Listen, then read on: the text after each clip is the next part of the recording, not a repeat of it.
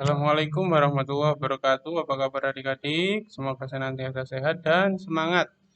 Hari ini kita belajar tematika, subtematika pada pembelajaran yang kelima. Apa saja menjadi pokok bahasan kita ini dia ya. Yang pertama SPDB KD 3.4 dan 4.4 mengenai membuat montase berdasarkan hasil rancangan. Yang kedua IPS KD 3.1 dan 4.1 mengenai pemanfaatan dan pelestarian sumber daya alam. Langsung saja mari kita mulai. Yang pertama membuat montase berdasarkan hasil rancangan. Kita ingat kembali ya pada pembelajaran sebelumnya. Montase merupakan karya seni tempel yang menggabungkan beberapa gambar menjadi susunan gambar baru. Setelah jadi, sekilas montase akan nampak seperti kolase atau mozaik. Yang menjadi perbedaannya adalah montase lebih pencampuran pada aneka gambar menjadi gambar baru. Jadi beda apa? Eh, Bahan atau penyusunnya ya. Kalau kolase itu dari biji-bijian atau barang-barang yang kecil itu ya. Terus kalau mozaik dari bahan-bahan yang cenderung datar ya. Terus kalau montase kita menempelkan gambar ya. Gambarnya digabungkan hingga jadi gambar baru. Itu ya. Itu ya perbedaannya antara montase, kolase, dan mozaik. Terus apa saja sih manfaat apabila kita membuat montase? Yang pertama, mengembangkan imajinasi, yakni melatih kreativitas dalam menggunakan imajinasi. Kan dituntut untuk menentukan ya, bagaimana sih kita menyusunnya, apakah sudah padu seperti itu ya. Terus mengembangkan emosi, kan dituntut teliti dan rapi dalam menyusun alat dan bahan. Jadi tidak gerusa-gerusu, tidak gampang marah ya, untuk membuat montase dengan baik. Terus mengembangkan ekspresi ya, ini terampil memadupadankan gambar dan tekstur ini ya. Kalian bisa mengekspresikan apa yang menjadi rasa apa ya, rasa keindahan dari seni seperti itu ya. Terus bagaimana sih langkah membuat montase itu? Yang pertama, persiapkan alat dan bahan. Ya, ini ya. Seperti majalah, tabloid, koran, atau sumber gambar lainnya. Ini dipotong-potong nantinya ya. Diambil gambarnya saja. Dan dipotong bentuknya itu bentuk potongannya itu ya. Bentuk dari gambar itu sendiri ya. Terus ada gunting, lem kertas, pensil warna, dan kertas gambar. Secara umum sama ya kalau kita membuat karya tempel itu. Namun spesifik bedanya ada di bahan yang ditempel. Seperti itu ya adik-adik. Kita lanjutkan yang kedua, tentukan tema montase untuk mempersatukan ya tema ini ya. Mempersatukan ide ini ya. Umpama ada gambar binatang, ada gambar rusa, ada gambar ayam, gambar merak, terus ada gambar mobil ya. Kira-kira apa tema yang bisa kita tarik? Yang lebih banyak ternyata hewan. Kita buat tema hewan. Seperti itu ya. Jadi kita tuntut untuk bisa menyatukan gambar-gambar itu menjadi gambar yang padu. Ditarik dengan ini tema. Kita tentukan temanya terlebih dahulu. Terus kita juga harus berimajinasi. Bagaimana sih penyusunan ya gambar baru nantinya yang menarik ya. Hanya itu, kita buat temanya apa, terus disusun menjadi gambar baru yang menarik. Seperti itu ya. Ini juga ada contoh. Temanya cita-citaku. Ini berupa tempelan dialog ya. Antara dua orang. Seperti itu ya. Terus memotong gambar yang sesuai tema. Ini ya. Setelah gambar temanya ditentukan, kalian pilih-pilih gambar yang cocok dengan tema tersebut ya.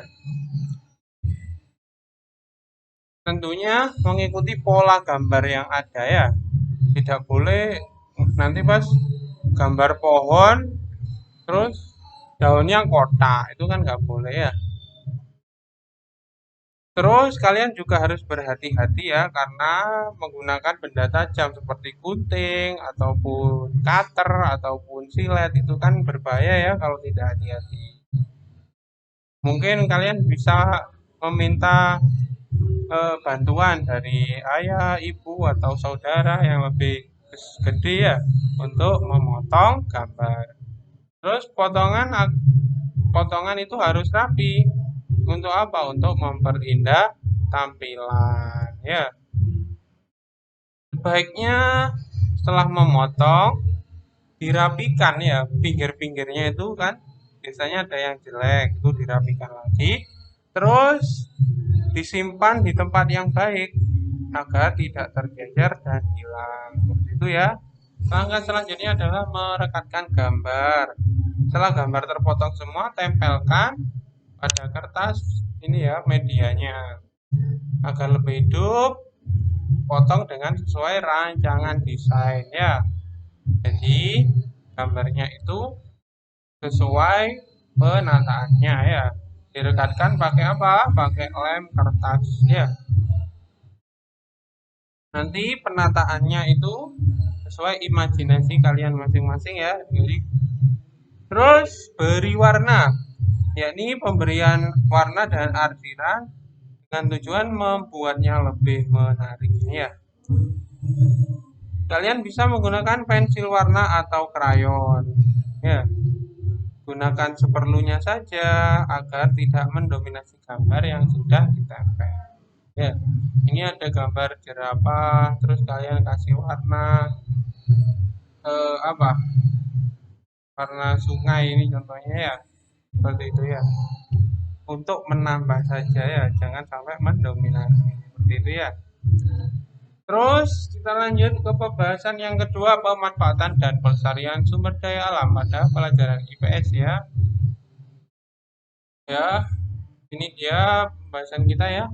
Tuhan menciptakan sumber daya alam agar dapat dimanfaatkan oleh manusia. Seperti pembahasan sebelumnya ya, bahwa Tuhan itu Allah Subhanahu wa taala menciptakan segala sesuatu itu pasti ada manfaatnya. Apalagi sumber daya alam itu ya, itu dimanfaatkan oleh manusia untuk memenuhi kebutuhan hidupnya ya.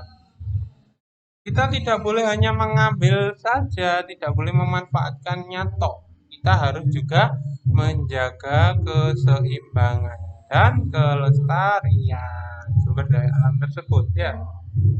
Dengan cara apa? Ada banyak cara yang bisa dilakukan. Ini contohnya membuang sampah di tempat sampah. Ini ya, sampah itu kan seperti pembahasan sebelumnya ya. Satu keluarga satu hari seumpama 3 sampai 5 kilo kali 100 keluarga kali 1 bulan kan bertonton itu jadinya ya. Kalau tidak bijak dalam membuang dan mengelola sampah hingga itu pasti akan mengganggu sumber daya alam. Nantinya alamnya tidak seimbang dan tidak bisa lestari. Bau sampah di mana-mana. Terus yang banyak itu eh, bukan hewan-hewan yang ini yang biasanya ada di alam, tapi contohnya lalat itu ya. Terus bakteri-bakteri di mana-mana kan merugikan manusianya ya. Terus menyiram dan merawat tanaman, ya. Tanaman itu juga termasuk bagian dari ekosistem ya. Nanti tanaman itu harus selalu ada untuk menjaga keseimbangan ekosistem. Kalian harus menyiram dan merawat tanaman dengan baik ya agar ekosistem tetap terjaga. Terus selanjutnya adalah menanam tumbuhan. Apalagi di kota kita ini ya cenderung panas kan cuacanya. Untuk itu kita perbanyak aja tumbuhan yang kita tanam agar lebih sejuk ya. Terus juga merawat hewan peliharaan dengan baik. Hewan kan juga ini ya salah satu bagian dari ekosistem. Kalau hewannya itu sehat, tidak ada yang namanya penyakit menular. Bisa kan ya, kadang-kadang selain ditularkan kepada hewan, hewan kepada hewan, bisa hewan kepada manusia, itu akan berbahaya. Seperti itu ya. Terus juga memanfaatkan sumber daya alam sesuai kebutuhan. Tidak boleh tamak ya, tidak boleh eksplorasi berlebih. Nanti akan merusak alam itu sendiri. Kalau alamnya rusak, terus cari sumber daya alam di mana kan? Selain itu juga ada cara untuk melestarikan sumber daya alam itu, contohnya dengan membuat terasiring atau sengkedan pada lahan pertanian yang ada di pegunungan. Ini menjaga agar tidak longsor dan sumber daya alam berupa padi itu ya akan selalu terjaga dan tetap ada ya seperti itu ya. Terus melakukan tebang pilih ini ya juga sangat penting dengan cara memilih pohon dengan kriteria tertentu dengan tujuan tidak berdampak sistemik pada keberlangsungan ekosistem hutan. Jadi pohon seumpama pohon yang sudah berdiameter berapa gitu ya. Dan kalau ditebang tidak mengganggu ekosistem di situ, nggak apa-apa ditebang. Tapi langsung kita juga melakukan reboisasi. Mungkin satu pohon yang kalian tebang itu silakan diganti dengan minimal 10 pohon yang kalian tanam. Seperti itu ya. Untuk apa? Untuk mengembalikan fungsi hutan menjadi lebih alami lagi ya. Seperti itu, kita juga harus menjaga ekosistem laut ya. Ini sebenarnya masih nyambung ya. Tadi tidak membuang sampah sembarangan contohnya. Itu akan menjaga kelestarian hutan apa? Laut ya. Kenapa? Karena sampah yang kalian buang nanti sampai ke laut akan merusak nanti ya. Oleh karena itu, kalian harus benar-benar dalam mengelola sampah. Reduksi apa kurangi penggunaan plastik seperti itu ya. Jangan sampai sampah menggunung nanti pengelolaannya buruk hingga akhirnya merusak ekosistem. Pun juga terumbu karang ini ya harus dijaga. Kenapa? Karena rumah rumah tempat tinggal ikan itu di sana. Kalau nggak ada, terus tinggal di mana? Kalau ikannya pergi, terus nggak bisa makan ikan lagi kan seperti itu ya. Terus dalam penangkapan itu harus dengan ramah lingkungan, pembudidayaan juga ya. Itu tidak boleh merusak lingkungan. Contohnya pakai pukat harimau atau pakai bom, bondet itu ya. Itu akan merusak habitat ikan. Bener sih, pada waktu itu memang dapat, tapi besoknya setahun ke depan, 2 tahun, 5 tahun, 10 tahun ke depan ikannya akan habis. Terus juga melakukan penangkaran, yakni pengembangbiakan hewan tumbuhan langka dengan izin ketat. Bisa dilakukan di dalam habitat, in situ atau ex situ di luar habitat. Jadi di sini tidak boleh semena-mena ya kalian. Kalau melakukan penangkaran itu harus ada izinnya. Kalau kalian melakukan penangkaran tapi tidak berizin, itu bisa melanggar hukum pidana ya. Seperti itu pembahasan kita kali ini. Apabila ada pertanyaan langsung saja melalui Google Classroom atau WhatsApp. Kurang lebihnya mohon maaf dan saya Eri. Wassalamualaikum warahmatullahi wabarakatuh.